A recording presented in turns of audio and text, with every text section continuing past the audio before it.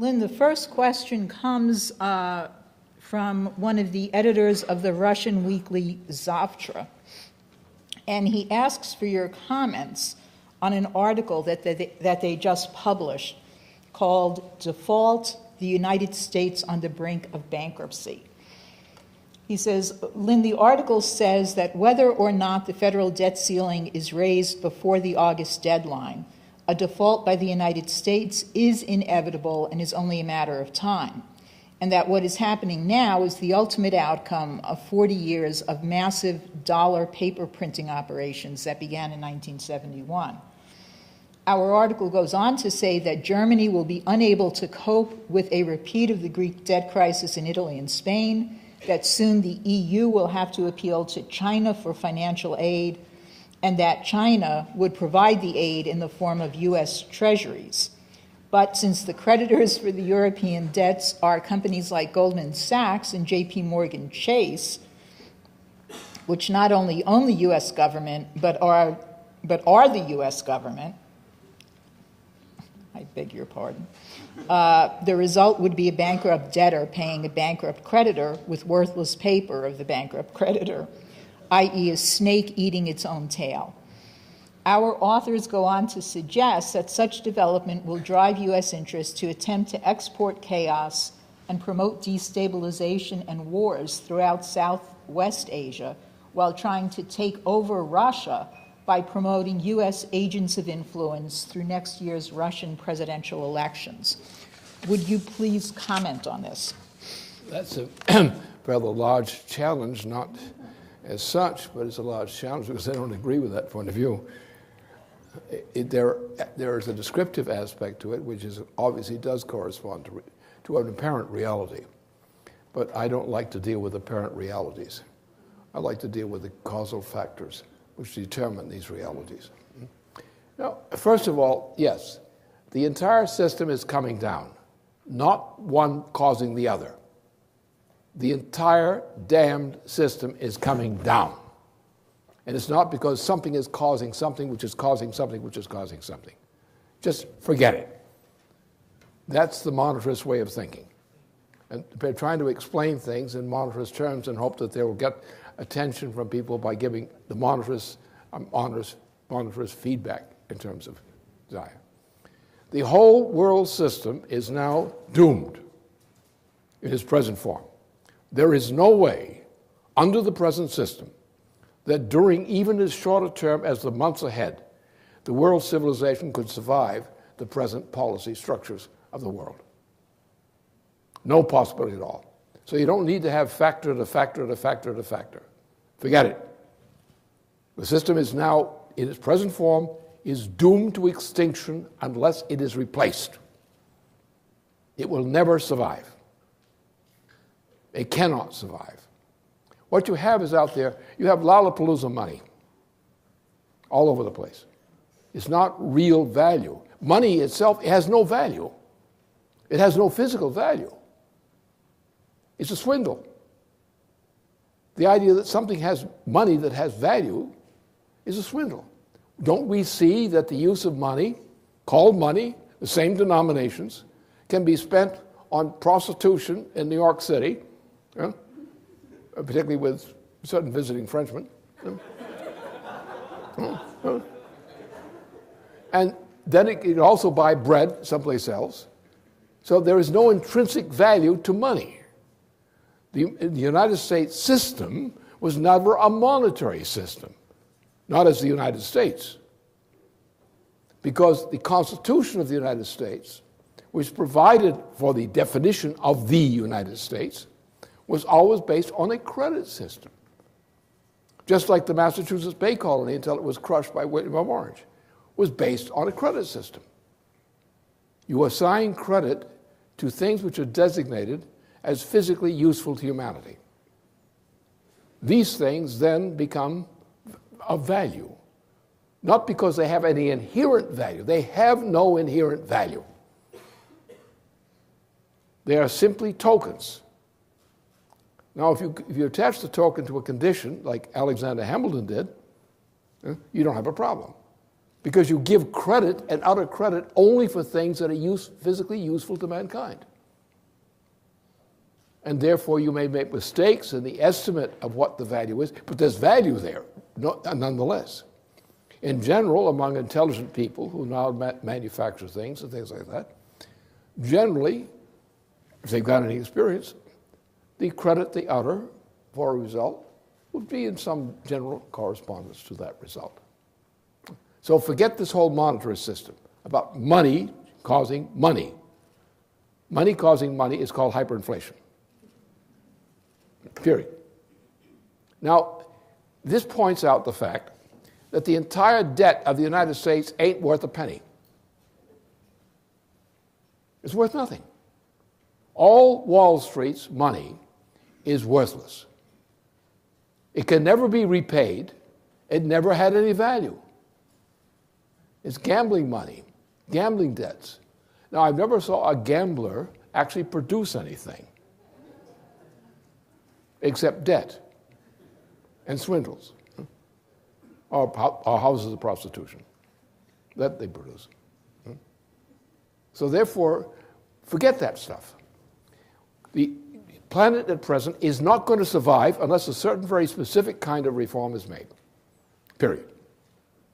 Make that reform or die. That's the order. If you don't obey that, you're wasting your life. There's no redeeming. It's not that some nation is going to make a mistake and this guy is going to do this and that guy goes to do it. Forget it. I've been forecasting since, guess when?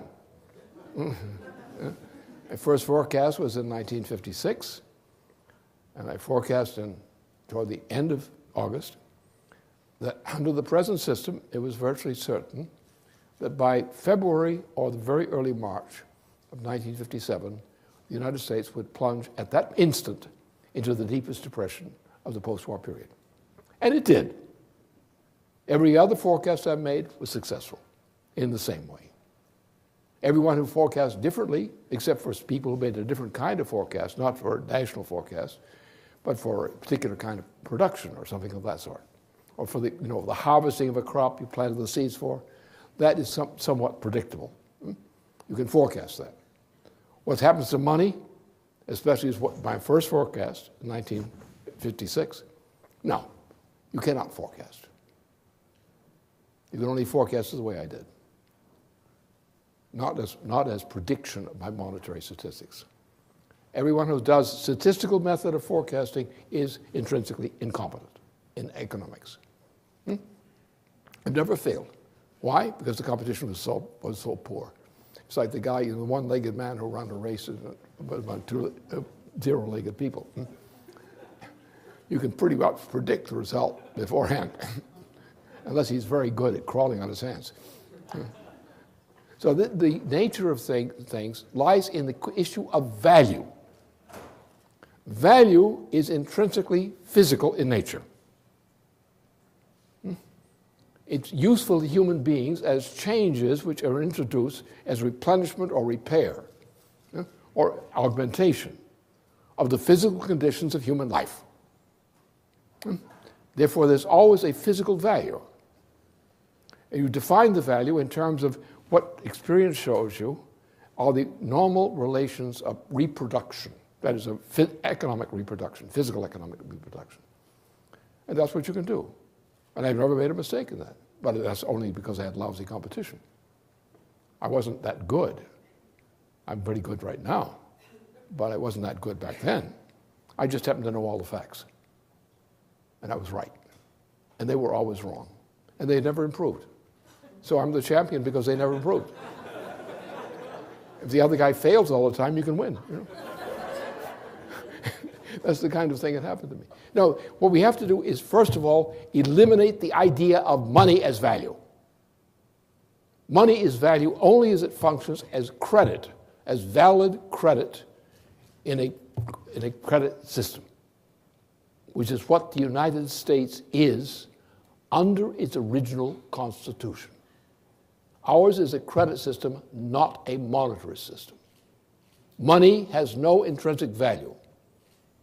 Money has only the estimated value as credit of what it's capable of producing as a physical result. How many people are you keeping alive by feeding them? How many people are being cured of disease? These are the kinds of questions that measure value. Because the ultimate measure of value is what is the productivity, the power of creation, we call productivity, by the human species. That's value. Machine tool design is value. Growing crops that feed people, value. Educating young people to go beyond, way beyond what their parents or grandparents were capable of. That's value. Changing the character of transportation systems. Changing the conditions of life throughout the universe. That's value. That's the American system. It's in our Constitution. It's the intention of the Hamilton influence on the Constitution. It's our system. And the problem with the Europeans and beyond is the fact they are suckers for monetarism. They believe in money. They try to estimate the value in terms of money. Now, money can be used very usefully as a credit system, but that's because you have predetermined the value of the product. If you hit the target on the value of the product, then you have succeeded. That's a good estimate. Doesn't mean it's determined as a monetary thing. It means that your monetary estimates that you're using for a credit system are valid. And it depends upon the performance of the economy as to what the value is. It depends upon what you get out of it. In other words, you produce something, like a machine tool. Now, what's the value of a machine tool? Can you eat it? Or can you use it as a tool which results in production down the line as a part of the process of production, which improves the conditions of life of human beings? That's value. Producing human beings is value. Don't expect 2-year-olds to do it. But this is value. And therefore, the problem here posed by the question is the reliance upon notions of monetarism, which are, what is monetarism? It's a product of the oligarchical system. It always was. It's a slave system. So the Europeans think they've got a money system. They're nuts. That's why we came over here, to get the hell away from them and their nutty ideas. And except when we were chased by the British, we did pretty well, despite a lot of mistakes that were made in the process. In principle, we were right. A credit system. Credit system means what is the physical value or physical effect as value, which is represented as an increase in the value for society. Period. That's value. Now you want a money system, which is really a credit system, which is based on those relations. And what the Russian paper missed on is that. All Europeans still are slaves, in one degree or another, to the idea of a money system. They interpret everything causally in terms of a money system. And a money system is not worth anything intrinsically. And it's been demonstrated by hyperinflation. What do people in Europe invest in? What do people in Wall Street invest in? What do stockbrokers invest in? Gambling debts. There's no value in this stuff. It's gambling debts. The amount of money indicated in value as gambling debts is the great amount of value in the world. When we do what I want to do, cancel that crap, we bankrupt the whole system. And we get back to an even deal. Because we then base everything on a credit system. We cancel everything that way. How do we do it? Glass-Steagall. Glass-Steagall, which says only the commercial debts and equivalent debts are guaranteed by the Federal Treasury under law. The other stuff is crap goes to the gambling institution, which is called Wall Street. The United States has no obligation to pay the debts of Wall Street, not under our Constitution. We just take it, sorry, buddy, but it's my money. Sorry, buddy, it just got canceled. We found it was worthless. But it's my money. Well, I'm sorry, buddy, but you made a bad investment. Now, we'll probably try to find some home relief or something for you. to get through. That little mansion you're occupying up in Wall Street area, or up in west side of Manhattan, or east side of Manhattan, buddy, I think you're going to have to sell that. But don't worry. We'll be kind to you. We'll be generous. We'll give you a chance. We've got some sewers to dig out there. We'll give you a job. Useful work, you know what I mean? Clean things up. And sewer work really means that you really are getting down into the business of clean things up. So that's the point.